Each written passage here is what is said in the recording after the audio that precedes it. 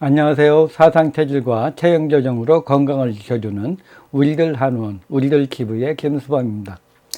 오늘은 그 코로나 시대에 중요한 그 등구분증에 대해서 말씀드리겠습니다. 코로나와 등구분하고 무슨 관계가 있는가 생각하시겠죠. 그러나 이 구조를 잘 생각해 보신다면은 이 등 굽는 것이 코로나에 많은 영향을 주고 있습니다. 등이 굽는다. 이것은 등이 굽는다는 얘기는 이 척추가 있으면은 이 척추가 이제 등이 굳게 되죠. 이렇게 핀 상태에서는 괜찮은데 등이 많이 굳게 되면 어떻게 되겠습니다. 이 등 쪽에 있는 장부가 바로 이제 폐와 심장과 이것이 주가 되고 그 아래 간과 위장이 있습니다. 그래서 이 등이 굳게 되면 가장 먼저 그 영향을 받는 것이 심장과 폐가 되죠. 그리고 간하고 위장이라든가 비장이라든가 그것은 좀 약간 아래쪽에 있습니다. 어쨌든 이 등이 굳게 되면은 나타나는 것이 이제 심장폐에 영향을 주게 되죠. 심장폐가 100% 작용을 해야 되는데 100% 작용을 못하고 80%나 90%만 작용을 한다면은 이것이 그 심장폐에 감기가 걸렸을 때 빨리 회복을 해야 되는데 회복을 못 하게 되는 거죠. 그래서 점점점 병이 더 빨리 악화될 수 있습니다. 그래서 이 폐가 그 심폐 기능이 잘 되면은 빨리 회복되고 면역 기능도 강화가 되는데 심장폐가 꽉 눌려 있으면은 심장과 폐가 원활하게 그 작용을 못하게 됩니다. 이 폐기능, 특히 요즘과 같은 코로나 시대에는 이 심폐 기능이 튼튼하셔야지 코로나에 그 감염이 안 되게 되죠. 그러나 이제 이 등이 굽은 분들 보면은 심장폐가 회복력이 늦어지고 또 코로나19에 쉽게 감염이 될 수 있는 것이 특징이라고 할 수가 있습니다. 그렇다면 등이 굽는 것은 왜 그럴까요? 등이 굽는 것은 이제 자세 때문에 많이 그러죠. 등이 굽는 거. 그것은 이제 뭐 운전을 할 때도 등을 딱 펴고 이렇게 등을 하셔야 되는데 운전을 하다 보면은 이제 상당수 사람들은 이제 편하게 한다고 의자를 많이 뒤로 와서 등을 하고 고개를 쫙 빼고 이렇게 합니다. 그러면 당연히 등이 굽게 되죠. 그래서 이 운전을 하실 때 의자를 거의 한 8, 90도로 딱 세워야지 등이 딱 이제 펴지고 그 다음에 약간 머리 쪽을 뒤로 하시면은 등이 완전히 펴지게 됩니다. 그러나 이제 많은 사람들은 누우면 이렇게 편하기 때문에 이렇게 베스트하게 해서 고개를 쫙 빼고 하면은 등이 많이 굽게 됩니다. 그러면 운전도 오래 못 하게 되는 거죠. 또 이제 등이 굽는 것은 이제 이 컴퓨터를 많이 해서 고개를 숙이고 이렇게 하다 보면 또 등이 많이 굽게 되고요. 그리고 이제 배가 나온 사람들은 배가 많이 나오면은 몸을 상당히 이렇게 배가 나오게 되고 상당히 몸의 중심을 잡기 위해서 뒤로 하게 되고 들어서 등이 뒤로 가게 되면은 뒤로 넘어가게 되죠. 그러니까 고개를 앞으로 빼가지고 고개를 숙이다 보니까 등이 굽게 됩니다. 그래서 이 등이 굽게 되는 거죠. 그런데 이제 이런 그 어르신들에게서 이제 등 굽는 것이 많이 나타나죠. 보통 남성들에 있어가지고 보면은 이 젊었을 때는 뭐 키도 크고 환키라고 고개도 빳빳하니 이렇게 되셨던 분들이 갑자기 어느 순간에 보면은 이제 등이 확 굽어가지고 꾸부정해지면서 굉장히 그 나이 들어 보이는 상황이 되게 됩니다. 그것은 왜 그럴까요? 그것은 이제 이 구조적으로 보면은 이제 이 등이 굽는 것이 배가 나오지 않아도 굽는 것은 배가 나오면 더 쉽게 그러겠죠. 그 배가 나오고 등이 굽은 상태에서 더 이렇게 좀 더 심해지는 겁니다. 왜 그러냐? 그것은 이제 이 척추를 보고 생각해 보시면 될 것 같습니다. 이 척추가 이 건강한 상태에서는 이렇게 그냥 척추가 약간 요 정도 굽에서 이제 있습니다. 그렇게 해서 요게 이제 네모나게 돼가지고 이 옆에서 봐서 네모 직사각형으로 이걸 잘 받쳐주고 있습니다. 그러나 약간 등이 굽은 상태에서 이 뼈가 튼튼할 때 젊었을 때는 아무 상관이 없습니다. 그러나 나이가 이제 50대 넘어가면서 이게 좀 자세를 바르게 아는 상태에서 보면 이제 뼈가 좀 약해집니다. 뼈가 약해지면은 이것이 어느 순간에 이제 팍 주저앉게 되죠.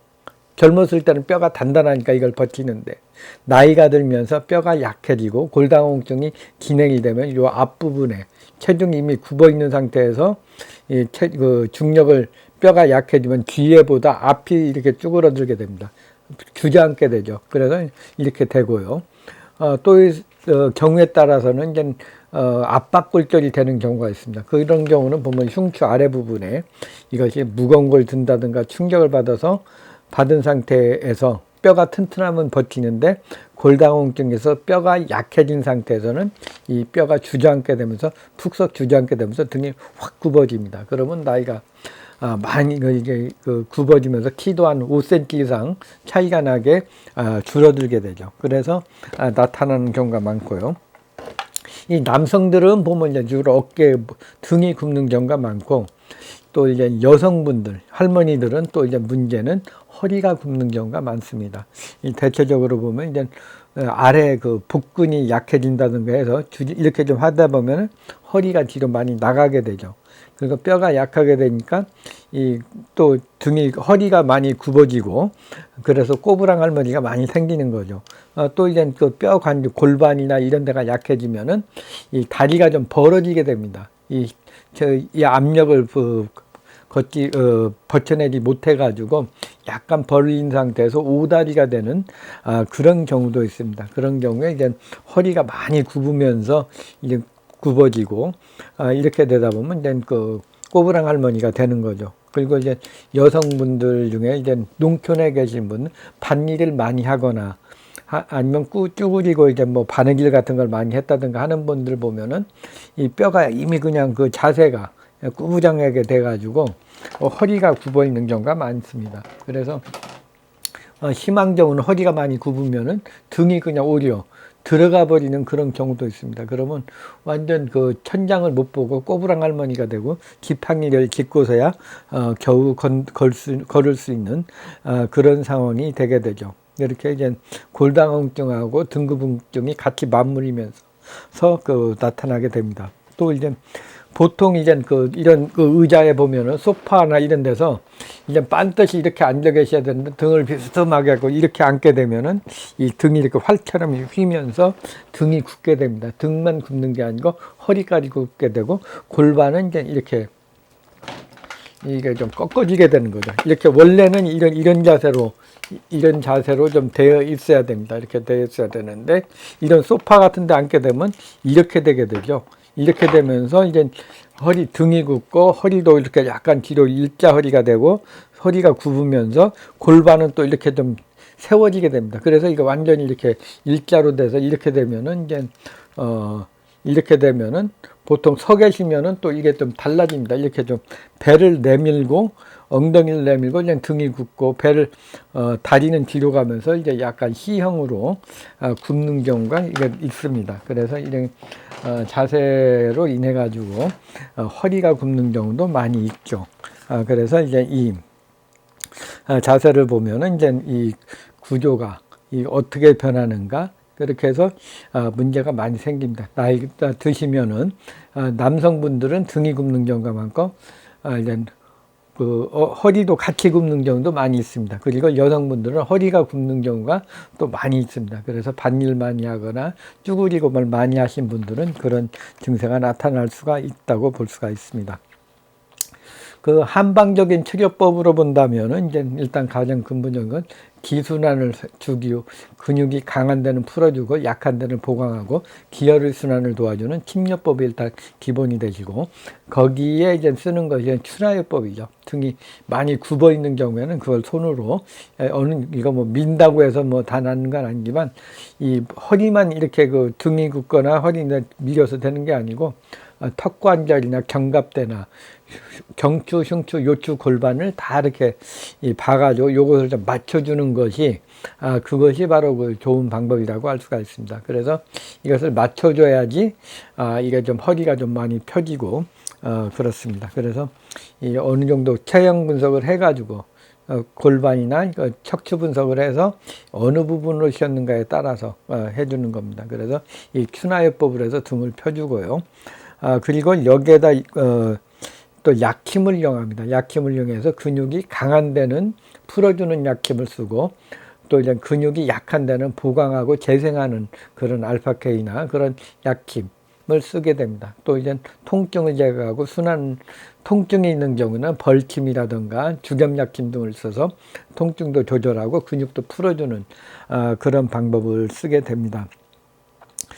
그리고 또 이제 이 척추를 등구부음증, 허리구부음증, 일자목 등을 푸는데 가장 효과적인 것은 이제 추나요법을 해서 어느 정도 자세를 잡은 다음에 그 다음에 매선요법이나 근매선요법으로 해서 고정을 하는 거죠. 그러니까 허리가 지금 많이 이렇게 돼 있는 경우에 허리가 이렇게 엎드렸다고 하시면은 이제 보통 일자 허리면 이렇게 됩니다. 이렇게 해서 누워도 이렇게 되는데, 누운 상태에서 허리를 그냥 최대한 펴가지고 여기다 매선요법을 하게 되면은 요 상태를 좀 어느 정도는 고정을 해 줄 수가 있습니다. 그래서 이제 허리를 좀 이렇게 커브를 만들고 고정을 해 주시는 것이 좋으시고요. 그렇게 허리를 고정을 하고 딱 고정을 하면은 이제 바로 그냥 그 체기로 받고 나서 등이 쫙 펴진 것을 바로 느낄 수가 있습니다. 이것이 간단하면서 가장 효과적인 방법으로 등을 피는 방법이라고 할 수가 있습니다. 여기에 이제 매선요법은 한 6개월 되면은 없어지기 때문에 이것을 근매선을 하게 되면은 근매선은 한번 들어가면 없어지지 않습니다. 평생 남기 때문에 이제 그 유지가 잘 되고, 그리고 이제 유지가 잘 되고 오랫동안 할 수가 있고, 또 보강한다는 개념으로 또 추가해서 할 수가 있습니다. 그래서 근매선 요법을 좀 해주는 게 좋고요.